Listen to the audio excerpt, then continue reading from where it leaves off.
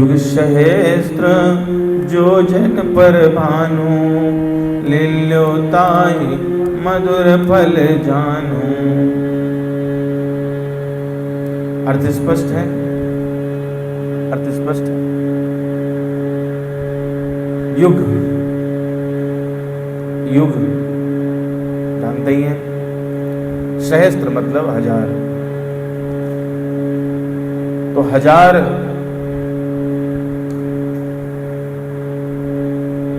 युग योजन पर हैं कौन? सूर्य भगवान, आदित्य नारायण। और जिनको हनुमान जी महाराज ने मीठा फल समझ करके क्या कर लिया? लील लिया, खाया नहीं, लील लिया। लिखा है गोस्वामी जी ने लिखा है, खाया नहीं, लील लिया। चलिए, अब बात लीलने और खाने की आई है तो उस पर भी हम लोग जरूर बात करेंगे। विचार नहीं किया था कि इस पर बात करेंगे, पर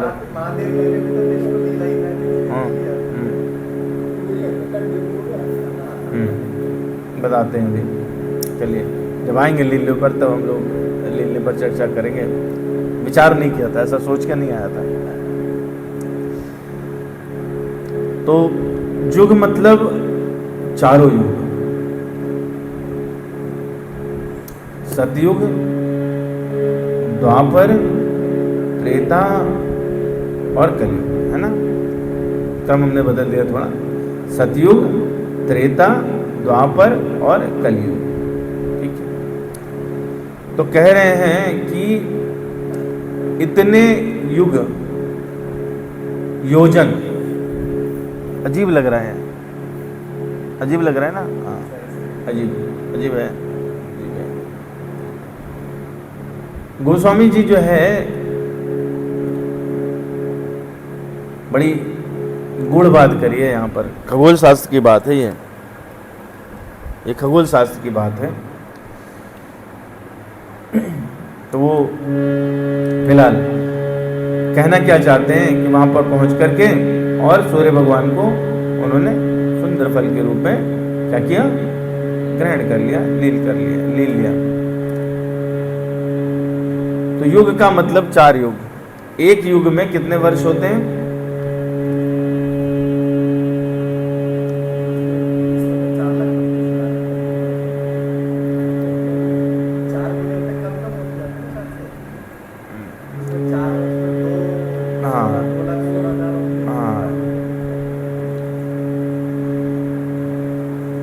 सध्यान सहित एक जो मनुष्यों का चतुर्युग है उसमें 12,000 देववर्ष होते हैं। वो देवों का एक युग कहलाता है।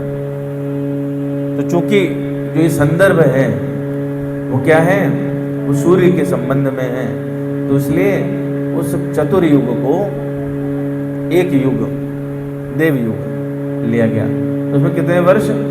12,000 वर्ष की बात है। सहस्त्र मतलब 1,000 और एक योजन मतलब 8 मील। एक मील में कितने किलोमीटर?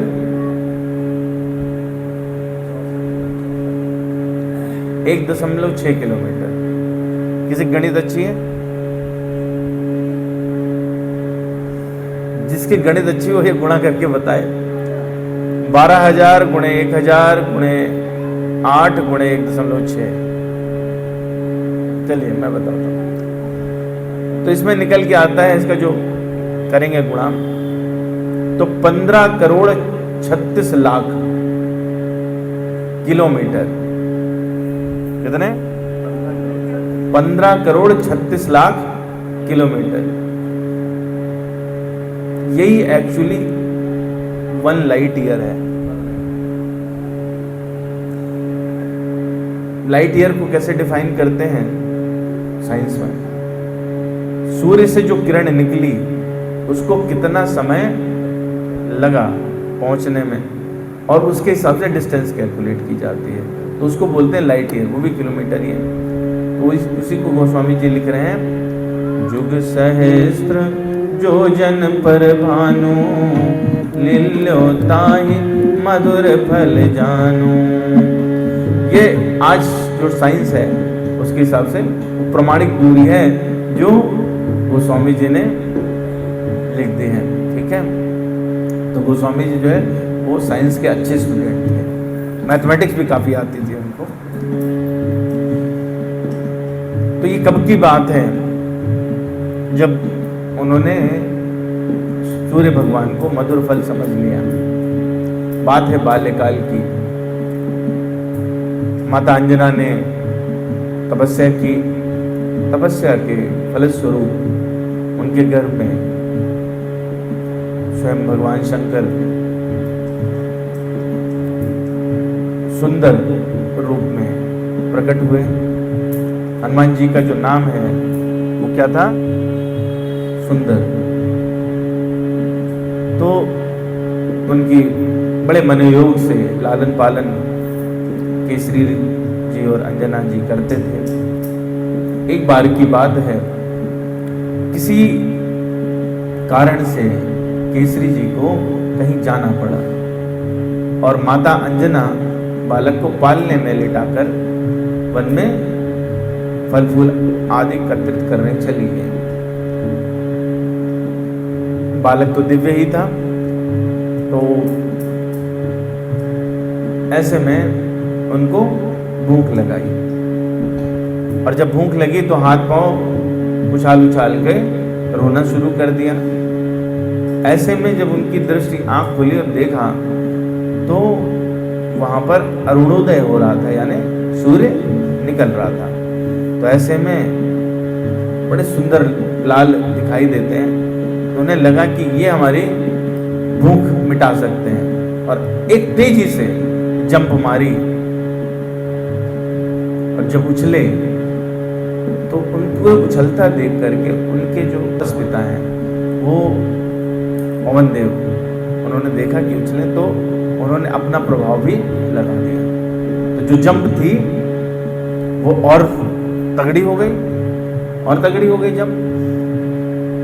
और जब देखा कि इस तरह से उड़ रहे हैं तो देव, दानव, यक्ष सभी देखने लगे, सबको आनंद आने लगा और देखा कि ये तो इनकी गति गरुड़ से भी ज्यादा है। और जब पवन देव ने ये देखा तो उन्होंने गति और बढ़ा दी। तो जो एक सिंगल उछाल लगी तो देखा कि सूर्य की तरफ इनका आकर्षण है।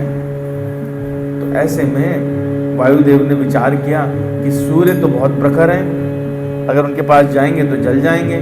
तो उन्होंने शीतल वायु से आवरण बना दिया चारों तरफ। और इधर सूर्यदेव ने देखा कि ये कोई अलौकिक बालक फुल स्पीड से हमारी तरफ आ रहा है। तो समझ गया कि पवन देव को देख के समझ गए कि ये पवन देव के ही वो है। तो वो भी प्रसन्नता पूर्वक उनकी तरफ आकर्षित हुए। इधर हनुमान जी जो है जब पहुंचे हैं रथ पे, तो सूर्य भगवान के सारथी हैं, उनका नाम है अरुण। का नाम है अरुण, अरुण नाम है। और उस दिन अमावस्या की तिथि थी, संयोग था ये। तो अमावस्या की तिथि होने से राहु उस सूर्य भगवान को ग्रसने के लिए आगे बढ़ा। इधर हनुमान जी जो है वो अरुण के साथ क्रीड़ा करने में लगे हुए थे।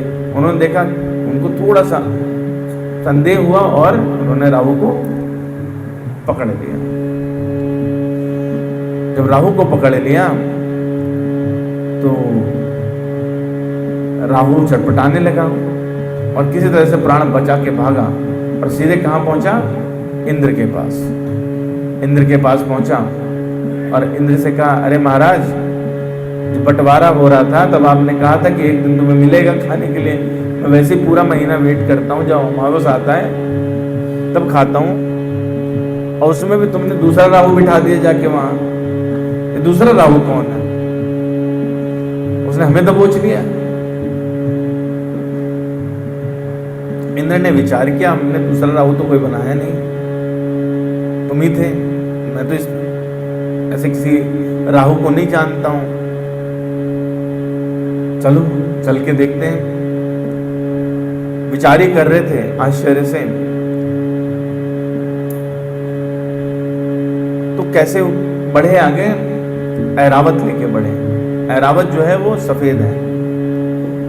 तो जब देखा हनुमान जी ने, बोले अरे ये तो बड़ा सफेद सा खिलौना आ रहा है हमारी तरफ।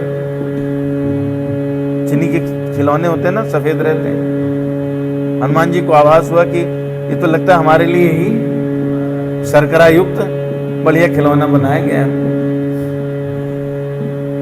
तो वो ऐरावत पे झपटे और अपनी रक्षा के लिए इंद्र को लगा कि हमारी तरफ प्रहार हुआ। इंद्र ने वज्र का प्रयोग किया और वो वज्र जो है वो हनुमान जी की ठुड्डी में लगा और वज्र का चूर्ण बन गया, टूट गया, चूरा हो गया उसका। हनुमान जी को थोड़ा सा स्पर्श होने से उनको मूर्छा आ गई और जब मूर्छा आई तो वायुदेव तो उनको लेके गए थे। तो ऐसे में वायुदेव अत्यंत क्रुद्ध हो गए और उन्होंने अपनी गति रोक दी। तो चारों तरफ जितने भी थे, नर नारी पशु पक्षी चराचर यक्ष गंधर्व देव, सबकी सांस रुक गई और एक गुफा में लेकर के वायुदेव उनको चले गए। जब सबकी सांस रुक गई तो सबके प्राण का संकट आ गया। तो सबने विचार किया कि ब्रह्मा जी ने सृष्टि में ऐसी तो कोई व्यवस्था नहीं की थी कि हमारी सांस रोक दी जाए। तो ब्रह्मा जी को याद करने लगे, ब्रह्मा जी के पास दौड़े और ब्रह्मा जी ने को भी आश्चर्य हुआ कि हमने तो कोई सृष्टि में ऐसी व्यवस्था करी नहीं थी। तो देखा कि वायुदेव जो है शिथिल हैं, कहाँ हैं, तो एक गुफा में है।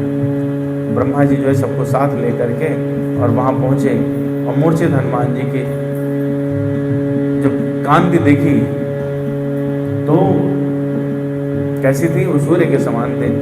लाल देह लालील से अरुधर लाल लंगूर, बच देह दानव दलन, जय जय जय कपिसूर। बिल्कुल कैसे दिखाई दे रहे हैं, लाल दिखाई दे रहे हैं, जैसे कि स्वयं सूर्य भगवान दिखाई देते हैं।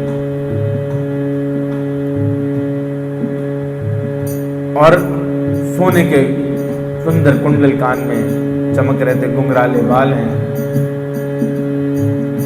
जब उनको देखा तो अद्भुत बालक जो मूर्छित पड़ा है, पवन देव उसको अपनी गोद में लिए हुए हैं। ब्रह्मा जी सामने प्रकट हुए, सब देवता पीछे हैं। पवन देव ने जब ब्रह्मा जी को देखा तो उनको दंडवत किया, प्रणाम किया और अत्यंत दुखी भाव से वृत्तांत सुनाने लगे। तो ब्रह्मा जी ने पवन देव को उठाया और बालक के अंग पर अपना हाथ फेरने लगे, कर कमल फेरने लगे। उनके स्पर्श से हनुमान जी की मूर्छा दूर हो गई।